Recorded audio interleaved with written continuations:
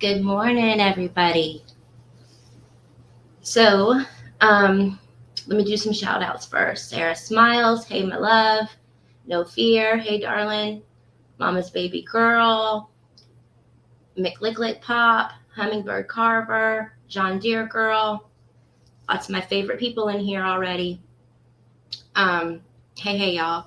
So, in honor of Anti Bullying Month, I wanted to make at least once a week a video about types of personality traits, types of disorders. Hey, Jamie, good morning. That cause people to be bullies or, have an attitude. Hey, 616. How you doing, beautiful sister? So this is something that I've actually studied for years. I find psychology and these type of disorders and like behavioral issues just fascinating.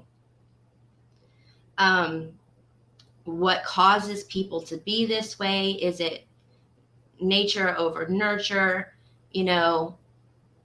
Like how come some people can come from a really rough childhood and background where there's lots of different types of abuse, and yet they don't develop these disorders or these traits.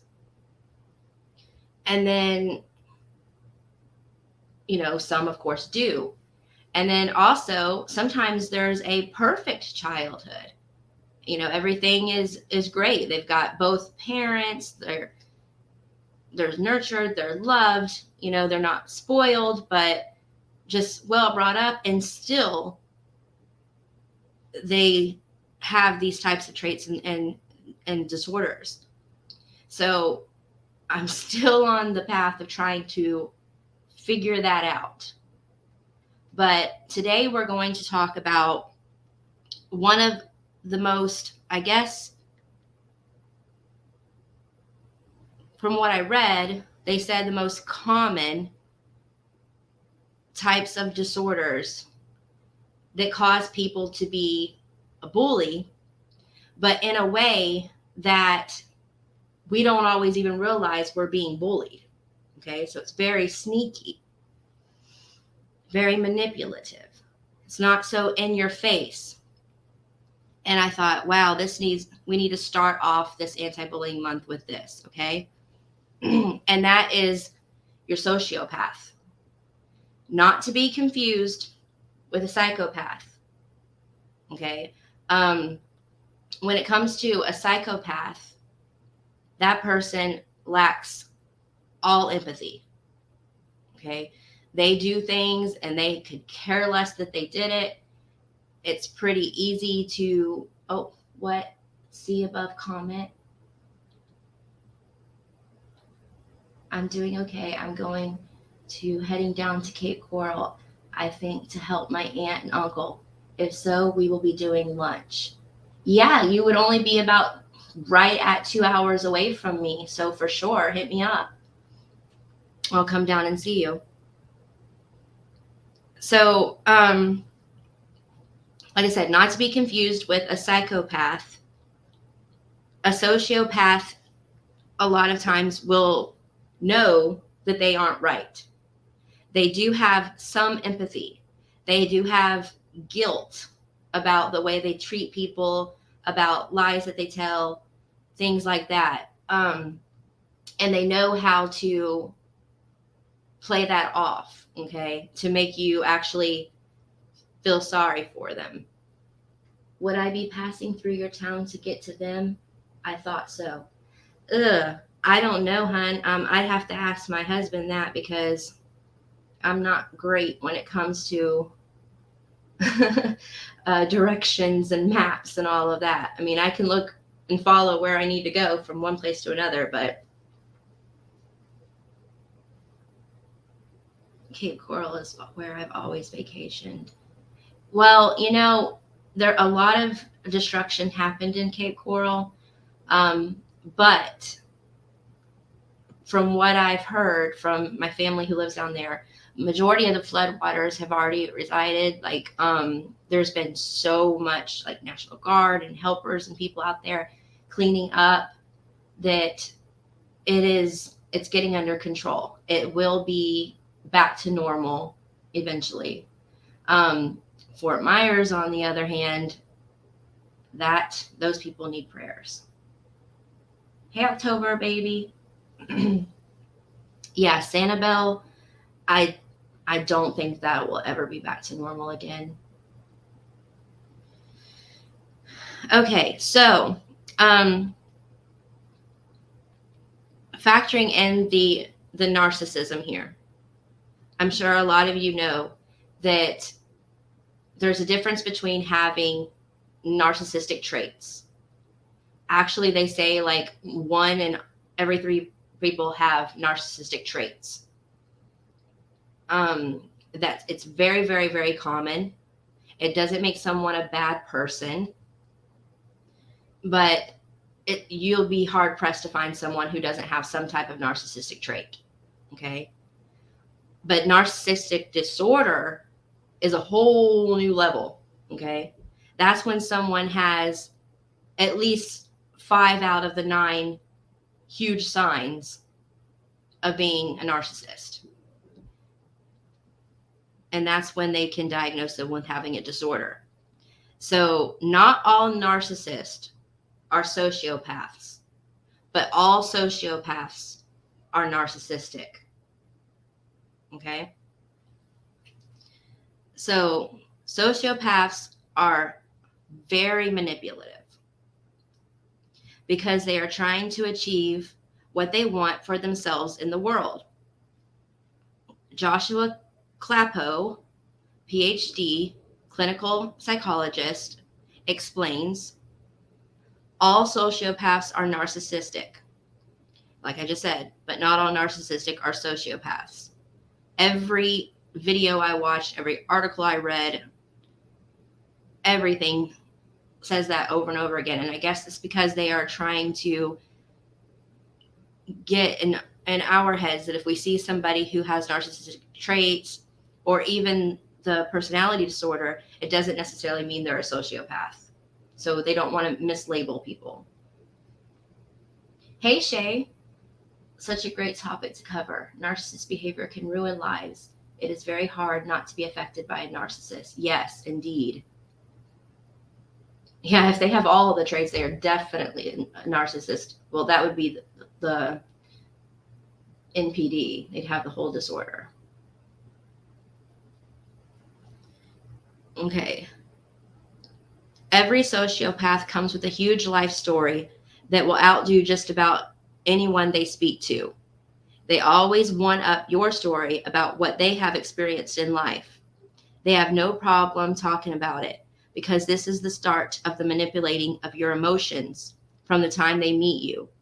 It's important that you feel sorry from them and open your heart to them from the very get-go for all their tactics to continue to work on you. Okay, so when you meet a narcissistic sociopath, they are immediately going to just be an open book. I'll tell you anything you want to know, anything you want to hear. Here is my life story. And it's going to be some grandeur life story of all this stuff that they've been through since they were a child and to an adult, ups and downs they went through, exciting things that happened, scary things that happened. And if you do find that there's something that you can relate to with what they're telling you, and you try to get words in edgewise to say, you know, oh yes, you know, my father was abusive, or, you know, my mother, you know, was bipolar or something like that. They're going to say, you know, oh yeah, well, give this.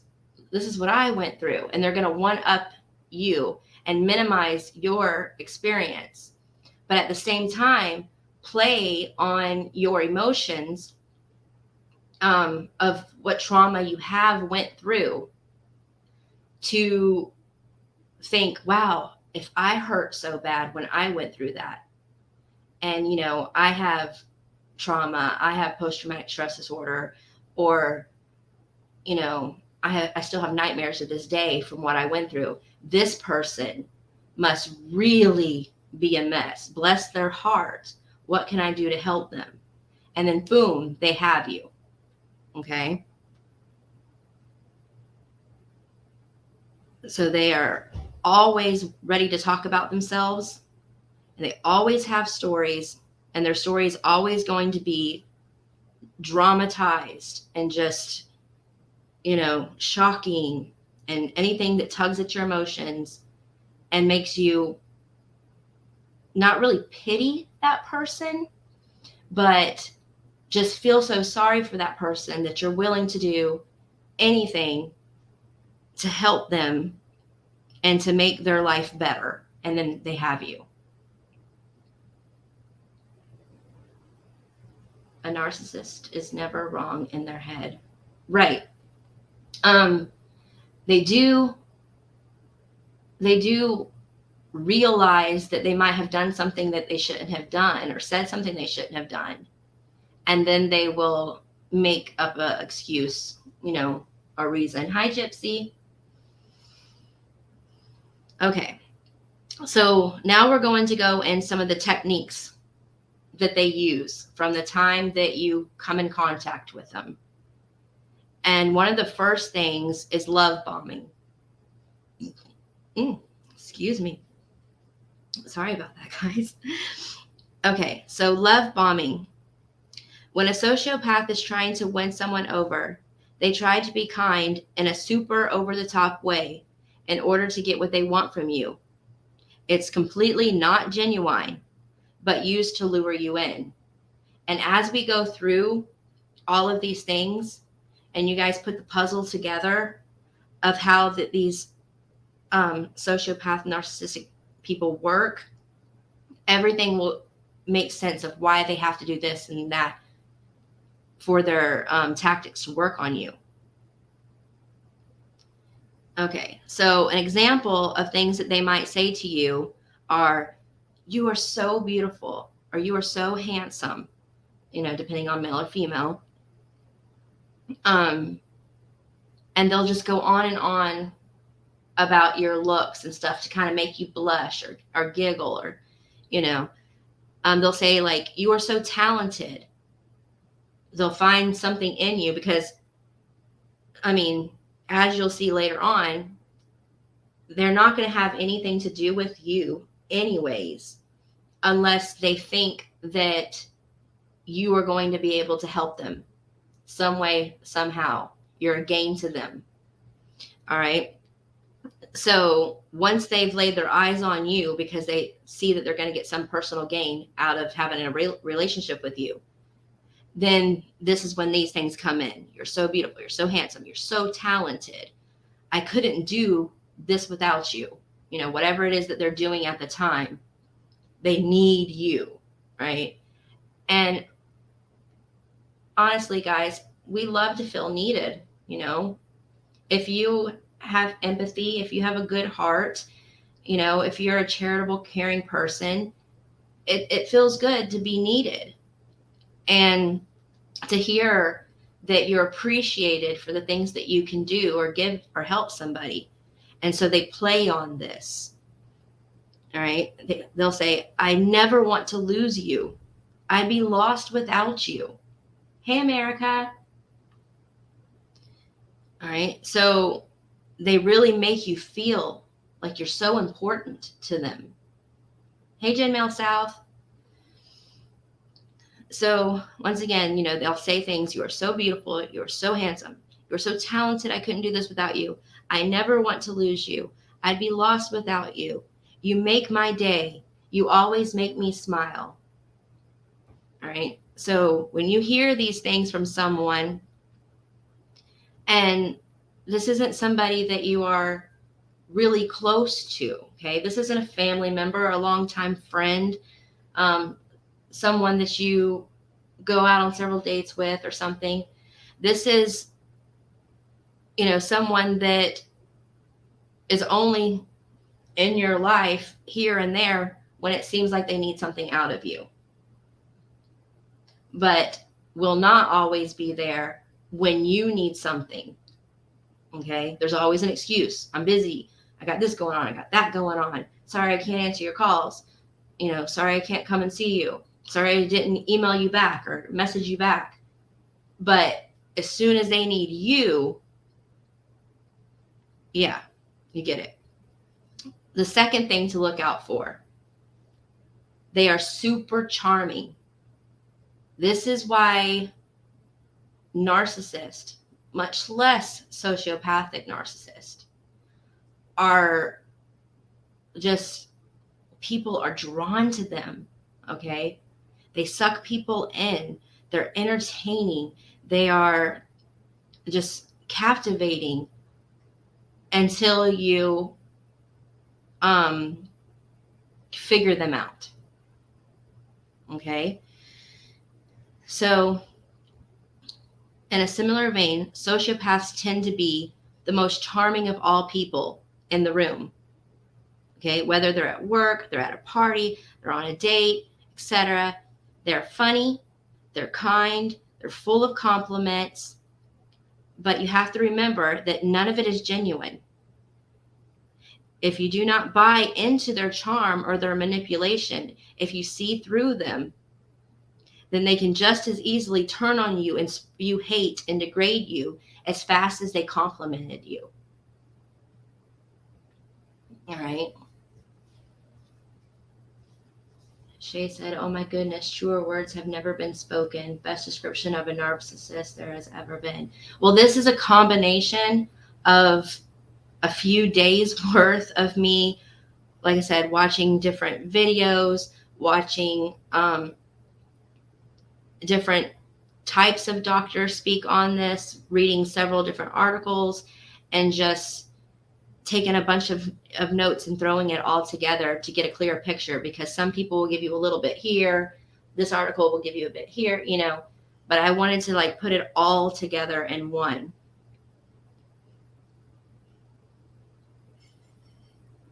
So the reason why they're so charming but they're not genuine is because they're just drawing you in. That is it. They will say whatever, do whatever to draw you in. And also, it makes them feel amazing when people are laughing at the jokes, when people are telling them, oh, you're so funny, you're so kind, you're so sweet, you have the biggest heart, blah, blah, blah. And I mean, their head is just growing. This is what they want. So they put off this fake personality, say all of these things to get these compliments, and they eat it all up. And then they actually believe that they are that person until they realize that they're not. And we'll get to that. Okay. So psychotherapist Dr. Fran Walfish is one article that I read. And she says, they use their slippery charm to weave a false sense of safety and trap their victims into trusting them. They want you to believe that they are one of the good people, one of the good guys, gals. Okay? So when you meet a sociopath and they tell you their whole life story, and it's this grandeur, dramatic, exciting story. Hey, Hope Forever. They will have always risen above everything that they went through. Okay? And they will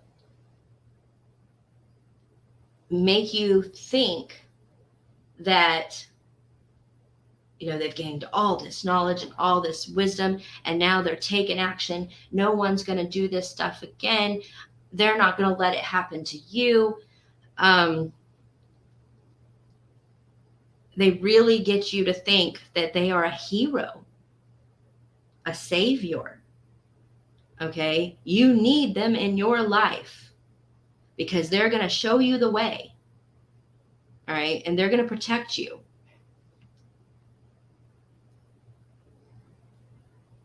So the next thing to look for is they target vulnerable people. Okay. And of course, this just makes sense. Why would they try to go after someone who is, a strong person, very self aware, educated, knowledgeable about this type of thing? They know they'll get busted so easily. So they seek out vulnerable people. So anyone can fall for a sociopath surface level of charm. Do not beat yourself up if you've found that you're in a relationship with somebody like this, or you have a friend that is like this. Because, like I said, they put on this surface level charm, and they are usually attractive. They can be so funny. They can seem like they really care for you. Right, John Deere girl. They're either a hero or a victim, whichever they need to be in a moment. They can switch up so fast. Okay.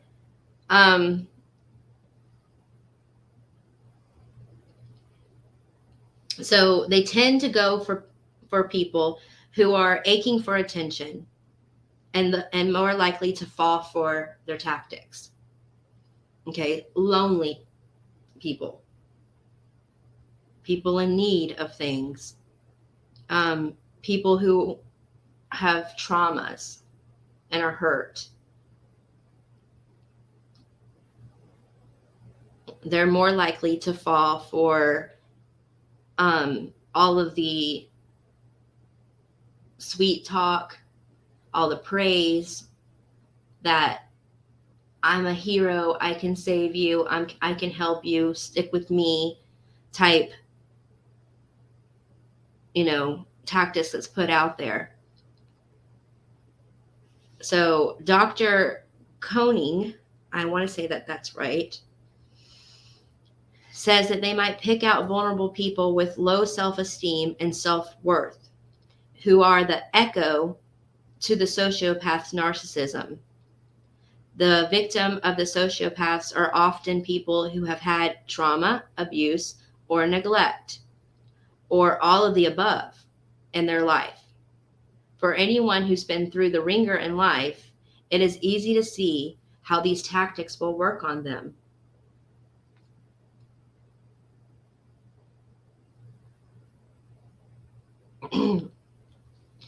All right. What happens if you start to kind of realize that this person might be this way? Hi, Redstone. And you start to pull yourself away. Okay.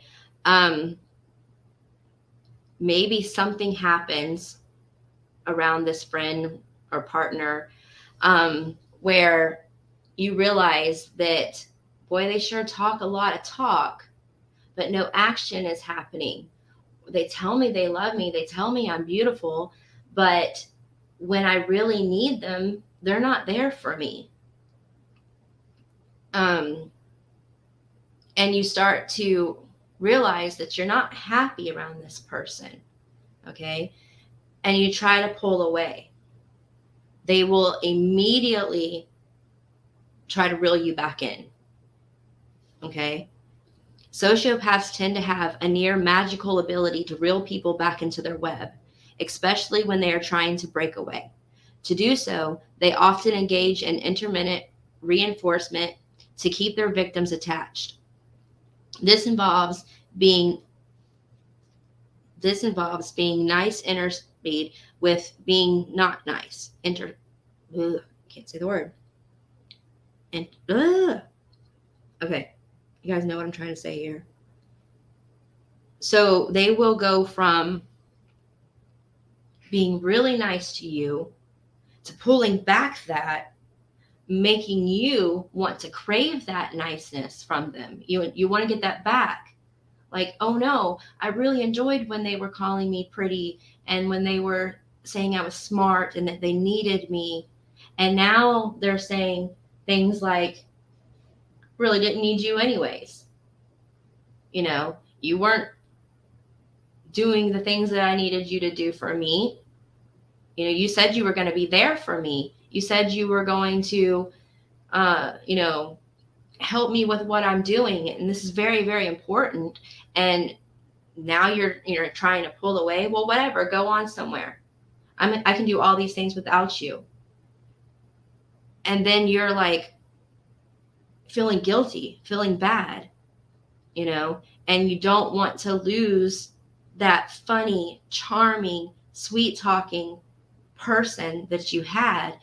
And you're like, oh no, I need to repair this. I need to fix this. But this is just their way of sucking you right back in. Okay. And at this point, they may even withdraw away from you and just act like a child, you know, I don't hear you, I don't see you, you know, and that's when they don't answer the phone calls and the DMs and any way that you're trying to reach them. And this is, you know, just a childish tactic and game that they play to make you keep pining over them. And then when you are just about broken, that's when they will come back. Hey, how you doing? I've missed you. What's up? I got this and this going on. I could really use you. And they almost act like nothing ever happened before. And it makes you feel like, oh, they've forgiven me. I'm back in. And remember, I'm talking about people who are very vulnerable here, not your average strong person who's self-aware, who's secure. All right. So they bring you in with that false kindness again. It's very important that when you realize that a person is like this, you stick to your guns. All right. The next thing, they are very quick to apologize. Now, if it was just narcissism, it would be completely different, because out of the different types of narcissists that are out there, basically 7 types of narcissist. There is one type that will apologize all the time. Their woe is me majority of time. You know, this is your like emo type narcissist. The rest of them, however, good luck getting an apology. But when it's a sociopathic narcissist, okay, apologizing comes really easy to them. And here's why. Sometimes manipulation can be spotted in the way that they apologize. Sociopaths may give sincere sounding apologies when they are not actually sorry at all. They will say whatever they think you want to hear, but their words will be conflicting with their actions.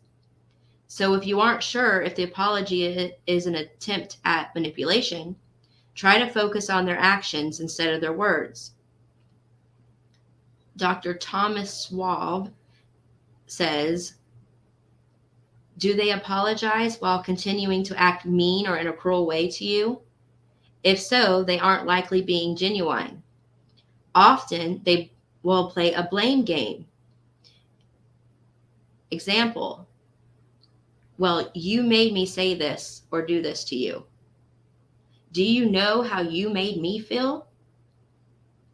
They play victim till they have you feeling guilty. So they might be the one who starts out apologizing to you, but then they play victim and turn it around on you until you're apologizing to them.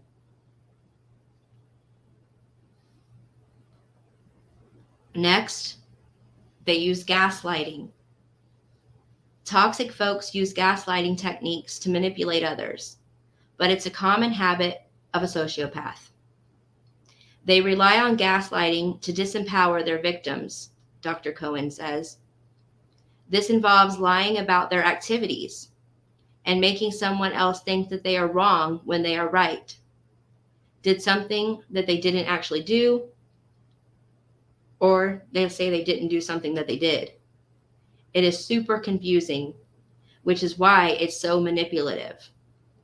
At the same time, it puts off a mysteriousness that a lot of people are drawn to.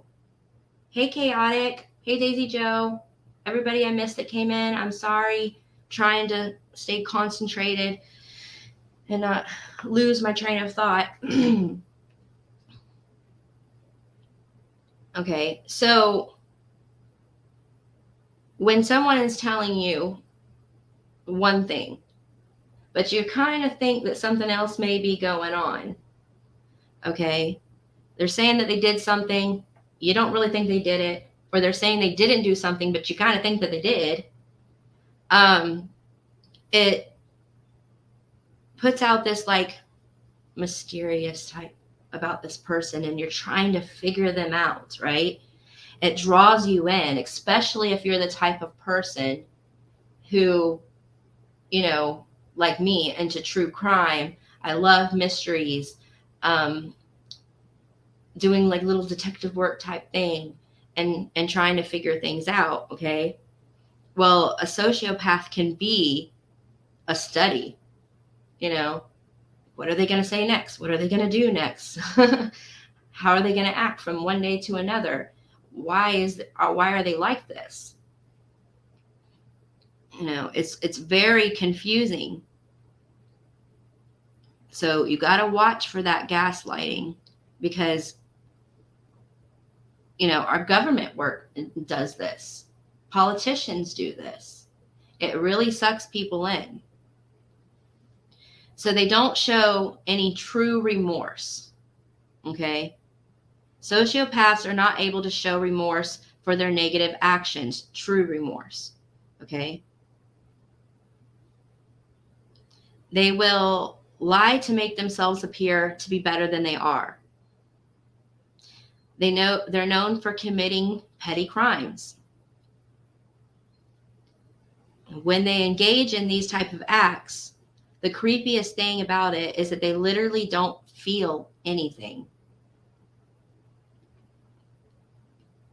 No true remorse, no second thought, no concern, no matter what they do, no matter who they hurt, how bad or awful their action was, and their mind is justified.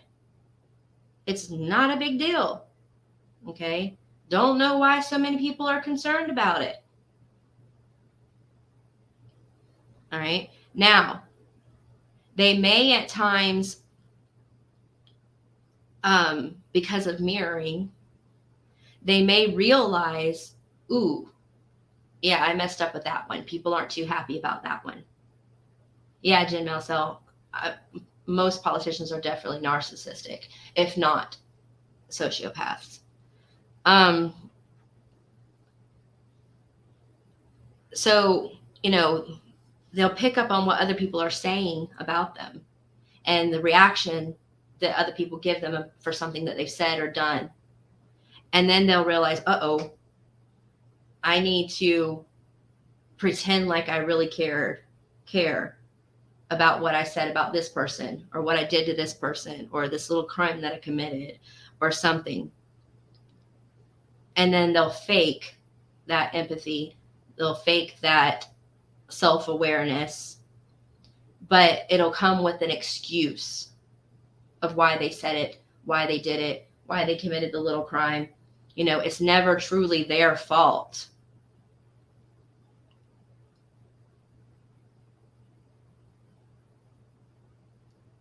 So it says that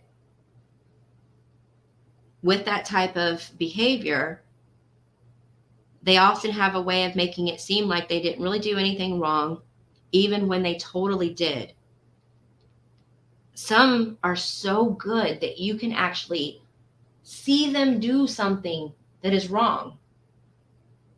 You've seen it with your own eyes, heard it with your ears, you know, and they can convince you that you're crazy, that you did not see it, that you did not hear it. it's, it's that manipulation, that charm that they have, all the tactics that they use that is so frustrating, because you know that you're the one that's in the right, but you aren't changing their mind no matter what you do. Okay, the next is they use empty threats. Okay. Most of the time, a narcissistic sociopath is not going to follow through with a threat. And the reason is because if they actually did something really bad to a person, that's going to come back on them. And so they'll do their best to not actually cause a person harm in a way that they can't easily fix. Okay? So many sociopaths can get a bit threatening when they are trying to manipulate, though they may cover it up with that aforementioned charm. Sociopaths often use threats to keep you in their control, such as threats of suicide. So it's not always a threat towards you, but when you have come at them, then that's when the victim game comes out. And, you've really hurt me. I just can't take this anymore. And they'll go to talking about hurting themselves, okay, or unaliving themselves because of what you've said or what you've done to them. All right. They'll say things like, "You'll be sorry for your behavior." This can also be a sign of another personality disorder, like borderline personality disorder, which often comes with being a sociopath. So it's important to not diagnose anyone as a sociopath just because they use these type of threats. But it is, however, helpful to know that this is a tactic commonly used by sociopaths so they can manipulate you. Here are some things that sociopaths commonly say. Okay. Number one thing that it seems like they all say: "I trust no one." Okay. Now I know here on our YouTube streets, there's a lot of us that feel like it's really hard to trust anyone. And at times we'll be upset or something, and we'll say, I don't trust anyone. But it's typically not true. There are people that we do trust in our lives. But a sociopath really does not. And they'll say it. They'll say, "I trust no one." And they'll say it confidently and proudly. Okay? And the reason is because they don't even trust themselves. All right? They know they lie. They know they manipulate. They know they con. So they think if they can do it and they're such an amazing person, then everybody is capable of it. So therefore, you cannot trust anybody. All right? On top of that, they're also used to people figuring them out and then turning away from them. So they're used to there being a revolving door of people coming in their life and leaving, coming in and leaving. Okay? It's not everybody else's fault. It is their fault for their manipulation tactics, for their lies, for their abuse, for their bullying, but in their head, it's everybody else's fault. So they can't trust anybody because they'll meet someone, they'll be nice to them, and build a friendship, and then that person figures them out and that person's gone. And then they're like, "Wow, can't trust anybody. Everybody out there is just awful in some sort of way. Couldn't be me." All right. Another thing that they famously say is, "I'm sorry that you feel that way." All right. So that's more of that back to they apologize easy type thing, but their apology is not a real true apology. It's like repenting but not changing the things that you're doing wrong in your life. Okay? They'll say to you, I'm sorry that you feel that way, whenever you tell them that I think you're lying to me. Or, I think you might be trying to manipulate me. I think you're using me. Whatever that you try to express to them that you're feeling, that's pretty much the most popular answer you're going to get is, oh yeah, well, I'm sorry that you feel that way. That's not what I'm doing here. Completely not genuine. Now, here's another thing that's very popular.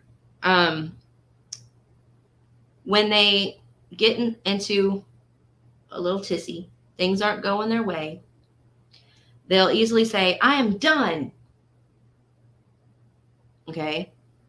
So when they are called out to a point that they are offended by something you've said to them, or their back is against the wall because they've actually been caught in something, they will say, I am done, or I am over this. However, they always end up coming back full force after their anger outburst starts to calm down. Okay, so, somebody will enrage them because they will call them out. They'll point the finger at them and prove that that person was lying or manipulating or whatever. And boy, it just fires that sociopath up. They can't stand it. They hate it.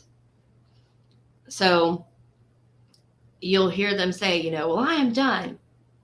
And you'll find out as we go on a little further here, the actions they end up taking. Okay, I don't want to go too far ahead. All right. Now, this one was actually surprising to me, but I found it in several different articles. I saw it on several different videos that sociopaths actually say, I love you a lot. I was like, really? It didn't seem right, but it's, said by several different psychiatrists and psychologists. So it says, they say, I love you. They usually have no idea what real love is, but they will use the word a lot. Okay. And so I guess, this goes back to the whole just saying whatever needs to be said to make you feel wonderful and to suck you in.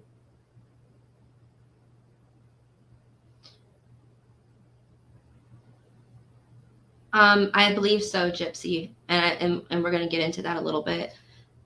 So they'll say, I love you a lot. And of course, this is usually to the people who are doing something where they get gain from them. Now, if you're not doing anything, if you're not giving this person money, if you're not blowing smoke up their butts, if you're not praising them, if you're not hanging on to their every word and believing what they're saying, you're not going to get this sweetness out of them. You're going to get the opposite. But as long as they're getting some kind of gain from you, then they're going to love you and let you and tell you that, right? But they don't really understand what love is, and they usually don't even love themselves. Okay. Another thing that they say a lot is thank you. They know, from a child that people appreciate saying please, thank you, you're welcome, and things like that. So when you're all like, oh, you look very nice today, and they'll be like, oh, thank you, like you just gave them $1 million. Okay. And another thing they say a lot is, you're amazing, you are wonderful. All right. any sentiments that they know that people like to hear, that they pick up from watching a movie, watching a TV show, watching other people in public interact with each other. They see that saying these things brings smiles to people's faces. Or they see that it makes people do things that they really didn't want to do or would have otherwise have not have done if these things weren't said to them. So these things like burn into their brains, and it's not hard for them at all to say, you know, I love you. Oh, thank you. Oh, you're amazing. Oh, you're wonderful. You're the best. And all that. But one way that you can find out that they're not being genuine is whenever they say these things to you and then they say the things to this other person and this other person and this other person, you know. And you just kind of realize that this is just something that they say when they're happy with you because you're doing something for them. All right, so now let's get into more of the traits. All right, they have a bipolar-like personality. They can be cool, calm, and collected at one, moment, and then have an anger outburst at another moment, and then be really excited for things that most of us wouldn't be excited about in another moment. All right, kind of like a Dr. Jekyll, Mr. Hyde type thing. Like you can be talking to this person, and they can be like, hey, how you doing? Oh yeah, I'm just having a great day here. Just, went out to the park, had some fun, rode my bike, ate a nice meal, and I'm just relaxing. It's just been a wonderful day. And then something sparks them. And all of a sudden they are, you know what? I'm going to kick your ass. Let's meet outside right now. Come on. And you're like, whoa, just a few minutes ago, this person was so calm. And now they've just gone, full out crazy.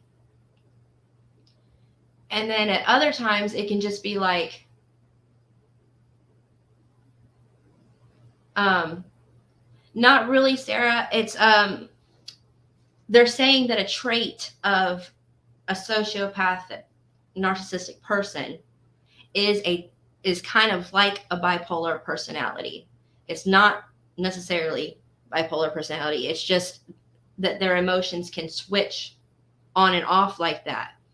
All right. They have this like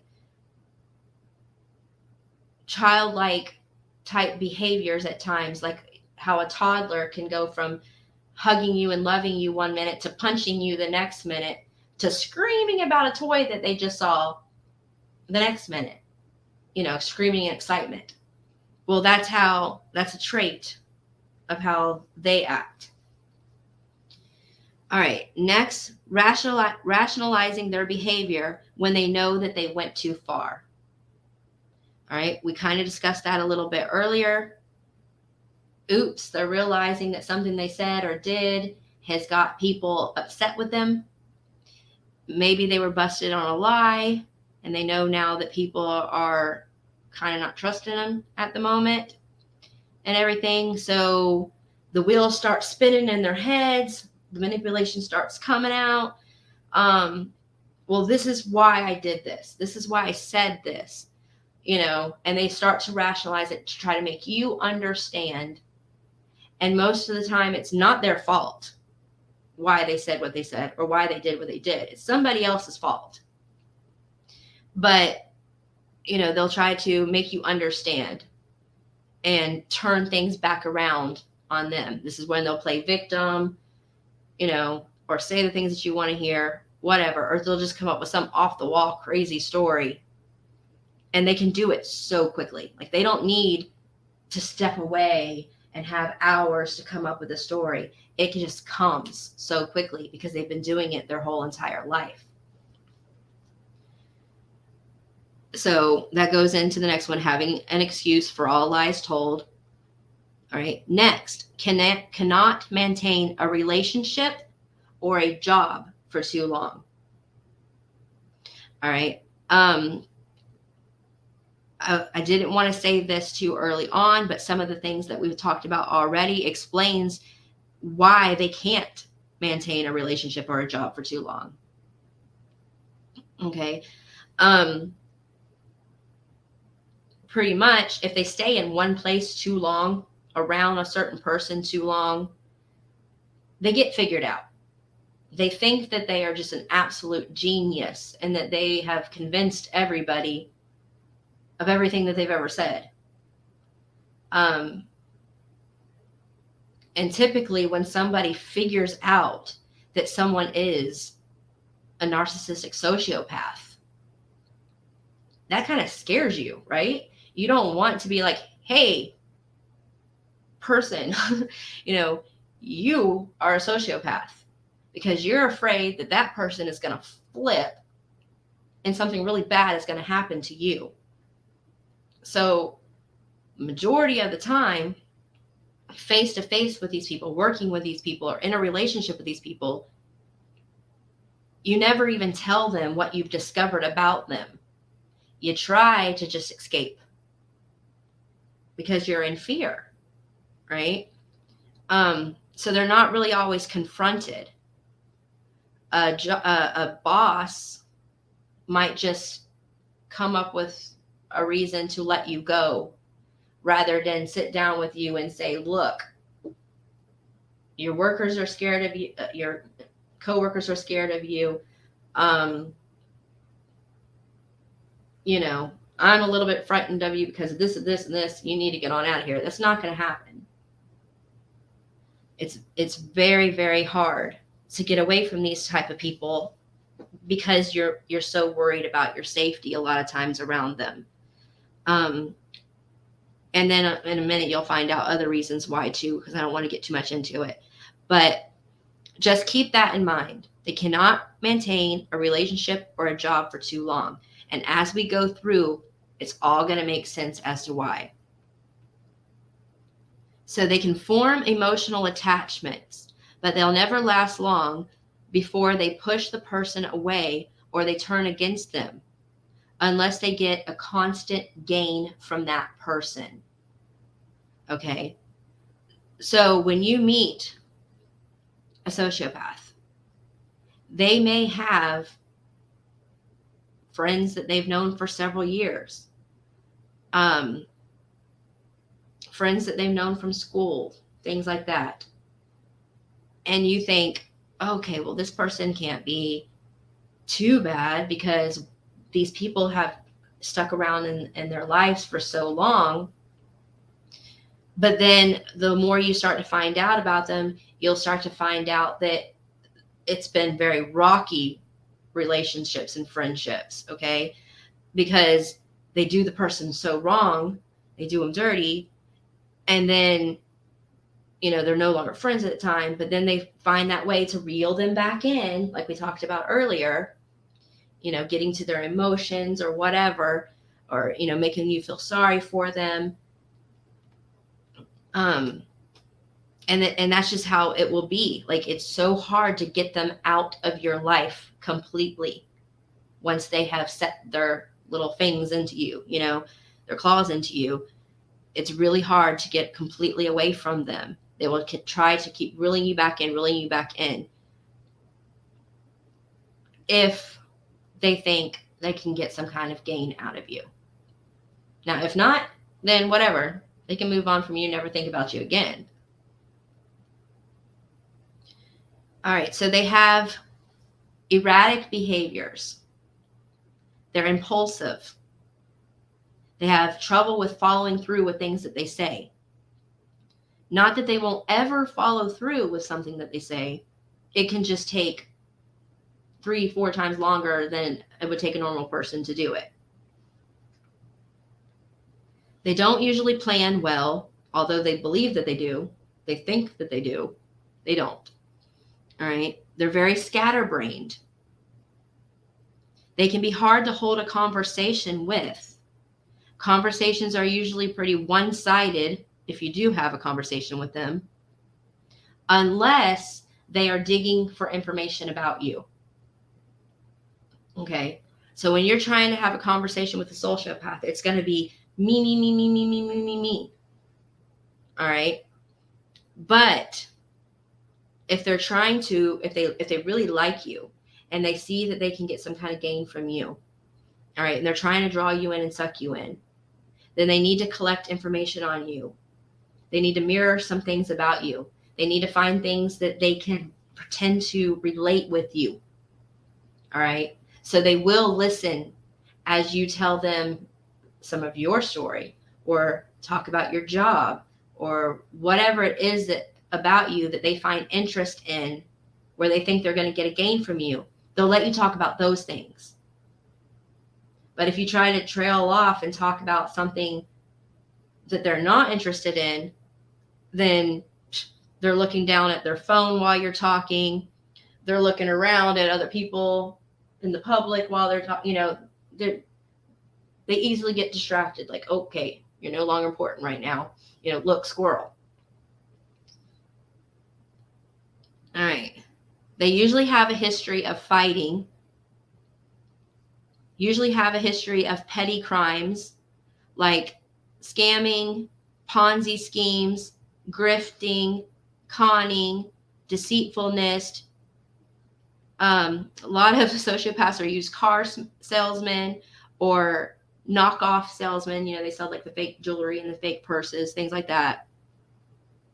They take part in a lot of calculated schemes to avoid exposure, but are usually sloppy due to their lack of fully being able to think things through.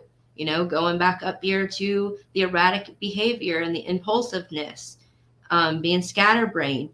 Like I said, they'll believe that they're this amazing planner, but they're not, because they can't really focus or concentrate on things that well. And so they're easily exposed for the schemes, the cons, things that they're doing. But they don't care. They'll just keep on keeping on. All right. So unlike a psychopath, a sociopath does feel guilt, like I said earlier. A sociopath usually does not want to be the way that they are.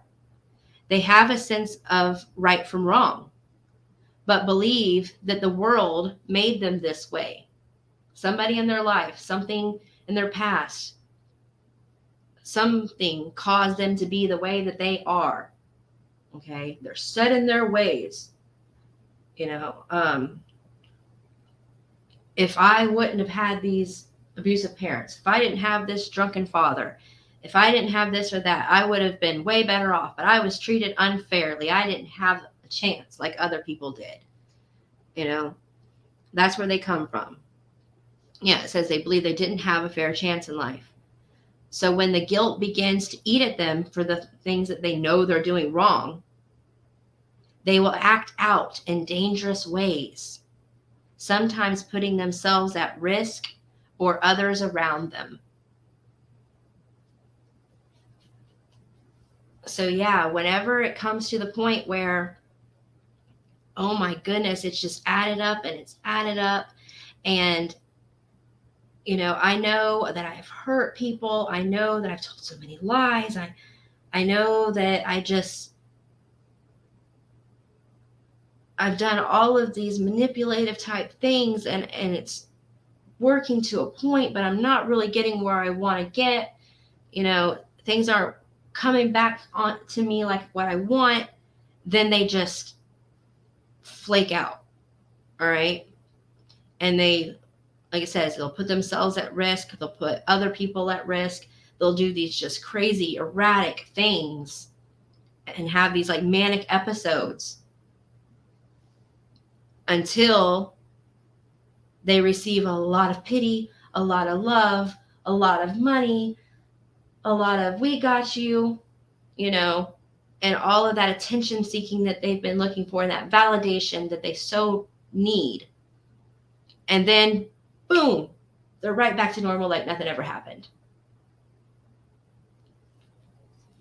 All right.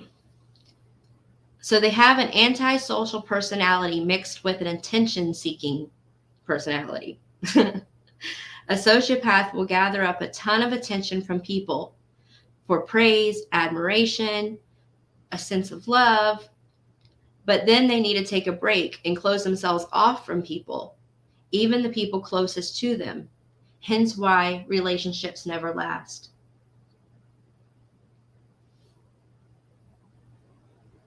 They are dependent on others, okay?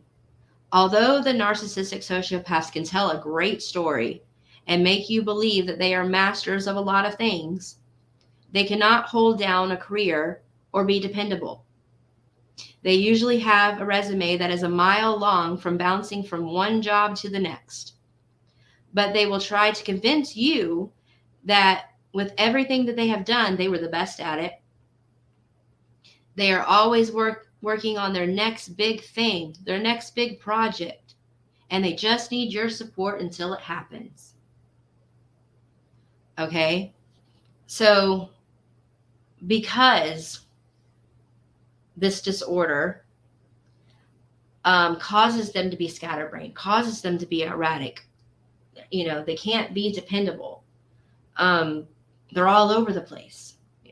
They're not going to go to a 9-to-5 job every single day, show up like they're supposed to, be, in good behavior the whole time that they're there.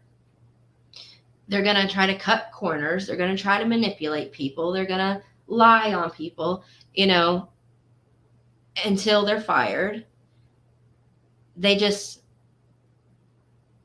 can't blend in great with society like a narcissist can. Now, a narcissist they can get up, they can go to work every single day, they can be the best in their field. All of that stuff is true. But a sociopath cannot, all right? So they need you. They need you to support them. They need you to do things that they can't do. If they have a plan, they need as many people as they can to do all the work for them. It's their plan. They came up with it. So you guys finance it, support it, do all the work. Because, you're so important. And like they'll say, without you, I couldn't do this. Oh, this was so my dad, guys, my stepfather. So my stepfather.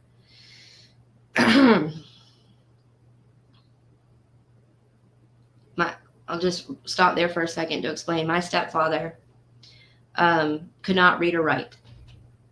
He only went to the 4th grade. Worked several jobs. And if you hear him talk, he was the master at everything. He was just a jack of all trades.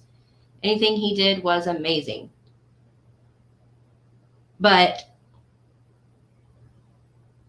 my sisters and I, my mom, everyone, family members, friends in his life, everyone did everything for him. And he took all the glory. Okay? And he would make you feel amazing about helping him, until you didn't want to. You were busy. You had something else going on, whatever. And then he could name call and throw you under the bus like he absolutely just hated and despised you. It was so confusing. Hey, Jimbo. Yeah. And I had to live my entire life with a person like this. So this is very personal to me. And this is why I want to figure out what causes people to be this way. Because my stepdad was raised in the house with 4 other siblings, same parents. And he is the only one out of all of them that is like this. Right. Everyone around them is disposable. Yep. Exactly. All right. The next thing after not being dependable and dependent on others is they're paranoid. Everyone is always out to get them. There is no trust for anyone, not even the closest people to them. Hence, back when they say that one of the most popular things a sociopath will say is, I trust no one. All right. So because they can't trust anyone and they can't even trust themselves, all right, it makes them paranoid. This also stems from the guilt that they have for their crimes against humanity and their manipulation that they use on people. Deep down, they know what they deserve and are always expecting to be exposed for what they have done. Of course, that would make anyone paranoid, you know? So it totally makes sense why they are paranoid a lot of the time. And they might try to convince you that they're not, but they are. This one I found interesting because it says sociopaths usually are not highly sexually active. It says sociopaths do not like to feel vulnerable. So when in a relationship where they're getting some type of gain from that person, and they're only going to be in a relationship if they're getting gain, okay? And that might be just that person constantly puffs them up, or it might be financial gain or whatever it is. That's why they're in that relationship in the first place. So then they know, well, as long as this person is meeting all of my needs and wants and desires, then I obviously have to be intimate with this person because they expect that from me, right? So it says they can force themselves to be intimate with that person, but it's usually very showy, okay? It's not like a regular connection that you have with a normal person that you're in love with or you're in lust with or whatever, where it's heated passion and intimacy between the both of you. It's more of, and this is a doctor actually said this, like they're acting out a porn that they watched. Okay? They put on this show for you. Look what I can do. I'm fixing to amaze you. I'm fixing to impress you. I'm going to do all these things that I saw someone else do in pornography, instead of any like true connection with the person they're in a relationship with. All right. It says another common thing that they like is to dominate their partners. All right. And it says that they will even take part in harsh and painful relations, sexual relations. Which is weird, but it's something I would like to look more into. Like, why did they want that? Okay. Next is pathological lying. Manipulation is the key with all sociopaths. Every day is a new story. There is always a new adventure. There is always a new drama. Stories will be told repeatedly, but they will take on new life every time. The person will lie so much that they create false memories and they believe their own lies as truth. That is crazy, y'all. That is crazy that someone can tell a lie so much until they actually instill it as a memory in their head, like a picture memory, as if it actually happened. That is nuts. But the fact it's nuts that we can do that is what I'm saying. I'm not saying that the person is nuts. That's rude. I don't want to come off that way. I'm just saying that it's nuts that we have the ability to do something like that. So yeah, they can instill a false memory into their head and believe their own lies as truth. Each story needs to be as exciting as the last, so people don't lose interest in them.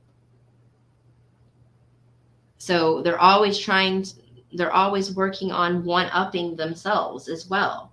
Like, I told this story and everybody loved it and it was exciting and it got great reviews from people.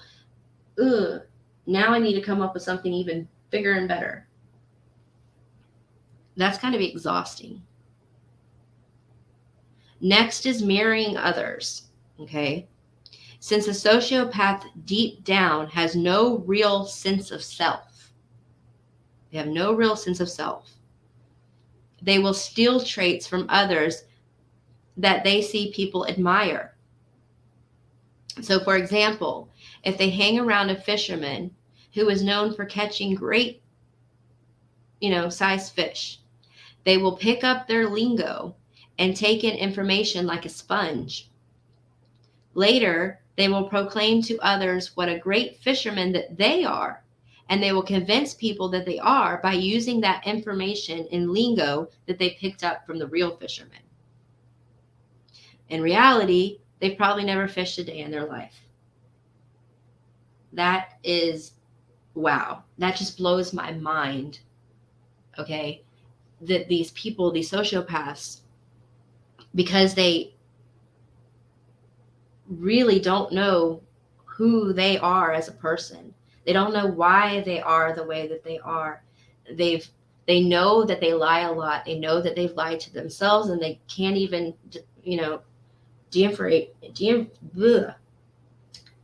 those words get me every time. They can't even tell if what they're saying now, the story that they're telling, is even true, or if it's something that they made up. It's gotten that bad, right? So now, they know they have to grow. They know they have to keep on with great stories. They know they have to keep impressing different types of people that they meet. So they will mirror anyone that they meet in life that they see that people are impressed by, and add that to their skills, Next, they align with important people or people with wealth. All right. So a sociopath will try to hang out and be around people that they deem are important, or people that they know are wealthy, people that they know have a celebrity status, people that they know a lot of people love. They will try to get as close to those type of people as they possibly can. And they think that not only does it boost their own ego, that they have conned, manipulated this person into, being in their life, but they also think that they can say, hey, look at me. I'm friends with so-and-so. That must mean I'm an awesome, great person because so-and-so, this important person over here, likes me. You see? All right. And the next thing is, and this is where like the bullying thing comes in, and one of the reasons why I am bringing up sociopaths in this anti-bullying month is because sociopaths are the absolute best at smear campaigns. Hey, Leslie B. All right. So covert predators like these will spread falsehoods to slander your reputation or smear your credibility to others.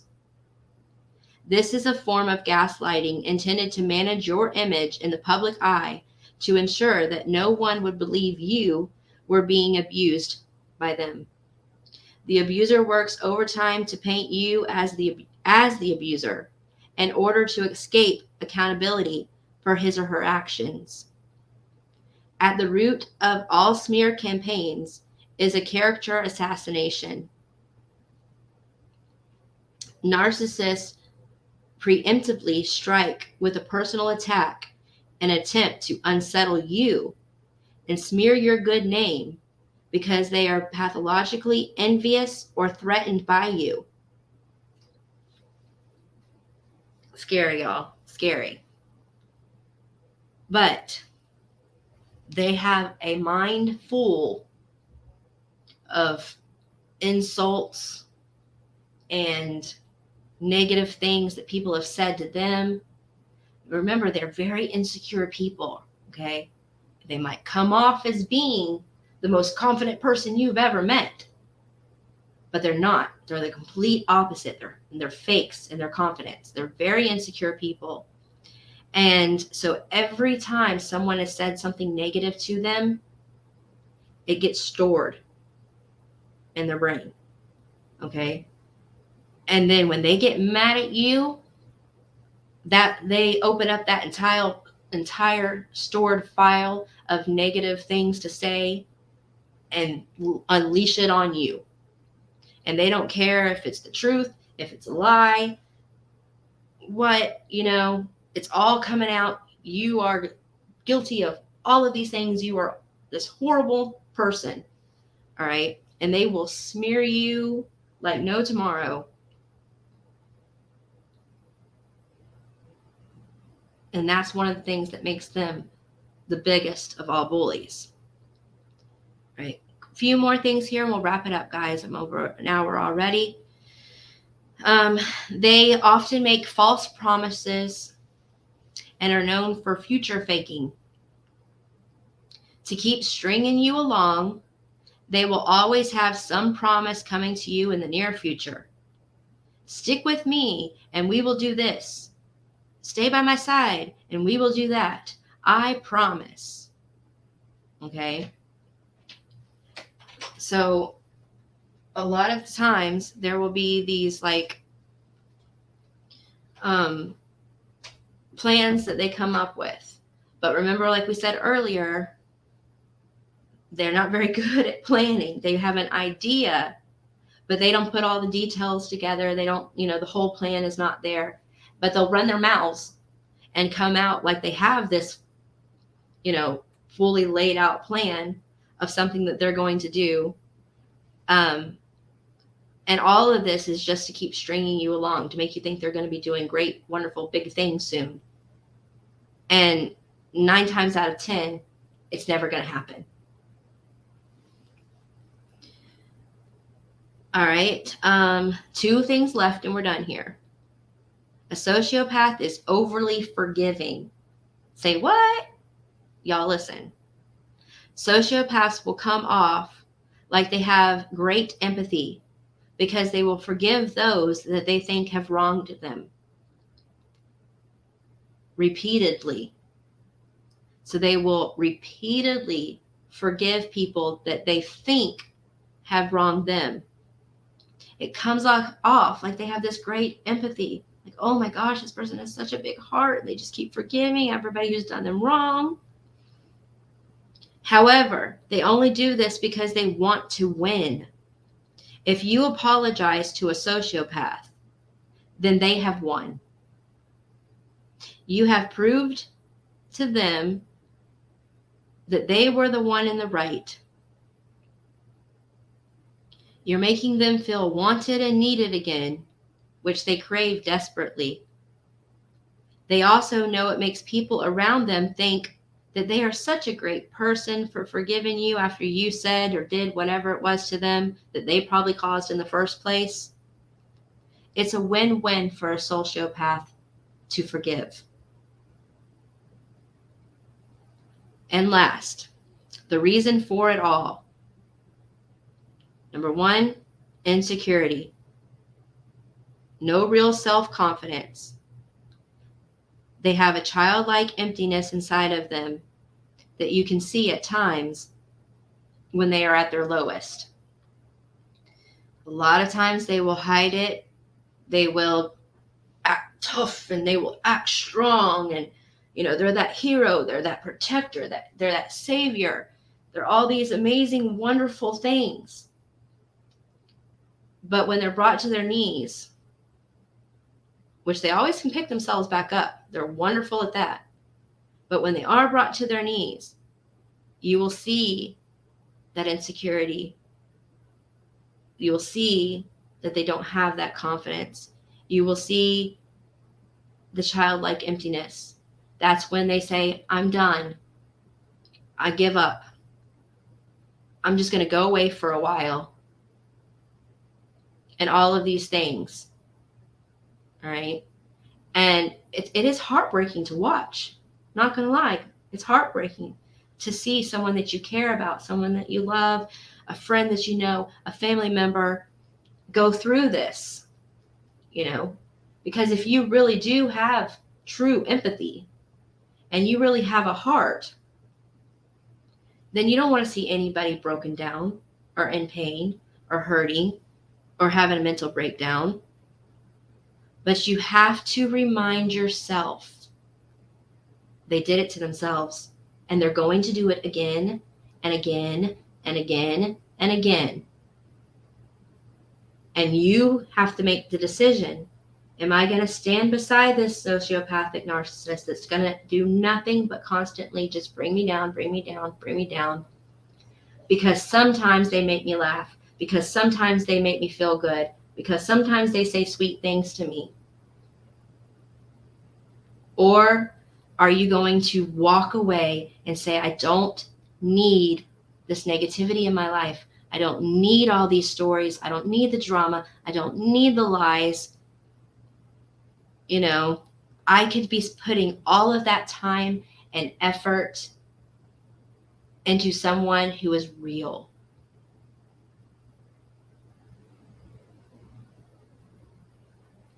But yes, it is the hardest thing you will ever do to walk away, because a normal, healthy, secure person just doesn't think like this. We just don't. And it's really hard, even when you know everything I just told you all. When you know all of this, it is completely different, when you're dealing with it, to kind of realize it in that moment and know what to do. All right. It's kind of like, okay, ladies out there, this is the first thing that came to my head, but we have our monthlies each month, and we know that we get PMS. All right. And we know that during that time we get moody, easily agitated. Sometimes some of us can actually fly off the handle about little things. Like, we know that we're that way. And we don't want to fight with our spouse or, boyfriend, girlfriend, whatever. We don't want to fight with our friends, things like that. So we tell ourselves, when it happens, I'm going to watch myself. I'm going to stay chill. I'm going to remind myself it's just hormones. Don't take what I'm going through out on somebody else. It's not right. But when that time actually comes and all your hormones are raging, and something aggravates you or something irks you in that moment, all of that logical thought that you had prior, is just out the window. And you fly off the handle. You say things you don't mean to say. You cry about something, whatever. And that's what I'm saying. You can prepare your mind, and you can prepare your heart, and you can educate yourself in narcissistic behaviors, in traits of a sociopath. And you can see it when someone is doing it and be well aware. But they're so good at getting to your emotions that sometimes it clouds your judgment. It clouds all of that education. And you start doubting yourself. And you start thinking, well, what if this person really isn't this thing that I've read? And what if I'm, projecting what I've recently learned onto this person, and they really are in need, and they're really going through this hard time, and, I can make such a difference. You just have to stop. If you're in a relationship with someone, or you're in a friendship with someone, or a business partnership with somebody, or whatever the case may be, and there's not a 50-50 type thing, you're giving, they're giving, right? Then it's toxic, and it's not for you, and you need to get away from it. And that's the easiest way to realize it. just start thinking to yourself, or test it out. Call the person and say, hey, I want to talk to you real soon. See how long it takes for them to call you back, email you back, text you back. Even go say, you know, hey, I need to talk to you soon. It's not say something like, it's nothing of huge importance, but I just want to talk to you. Something like that. Because they might, if they're using you for gain and you tell them that you need to talk to them, they might think, oh man, this is important, and get back with you. But you have to let them know that it's not anything that's going to be a gain for them. It's just something that you need out of the relationship or out of a friend, and see if they get right back to you. You can do a little test to see how much they really care about you, how much your worth really is to them, you know. And when you see that 50-50 isn't there, that you're giving, and you're not getting a whole lot back except for fake praise, it's time to leave.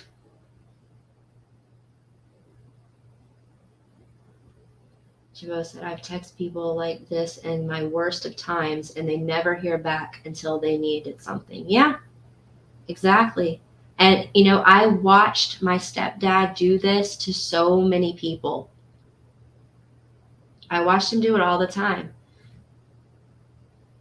The phone would ring, my mom would answer, and it would be, someone or whatever. And she'd say, oh, my mom knew to never say that my dad was home or that he was available.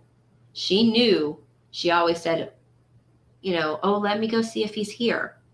And she'd put the phone down, and then she would go tell my dad that it's so-and-so on the phone. And I watched him, this person just helped him put on a roof on a house. Or, this person just did some big thing where they put their time and effort or money into helping my stepdad. And now they need to talk to him about something. And I've watched him say, oh, tell him I'm not here. Or tell him I'm taking a nap. Or something like that. And even being as a young girl, I thought, oh, that is horrible. Like, they just did all this for you and you can't even answer a phone call? But it is what it is, I guess. I mean, he's going to be 70 this year. Not a whole lot has changed. And he does go to church all the time, and he has found Jesus. And, a lot of the abusive stuff has stopped. But he still has a lot of the traits to this day. But prepare when you do leave that you will be a monster, and that is okay. That's why many don't break away. Let them talk all the smack they want. Right. That's why it took my mom, she was married 24 years to my stepdad. And I would say about 4 years of that, she actually wanted to be with him. The other 20, she wanted out so bad, but she was terrified to leave. And he tried to separate her from family, friends, talk smack about her at church. Just, it was really hard for her to get away. All right, guys. Well, it's been an hour and a half.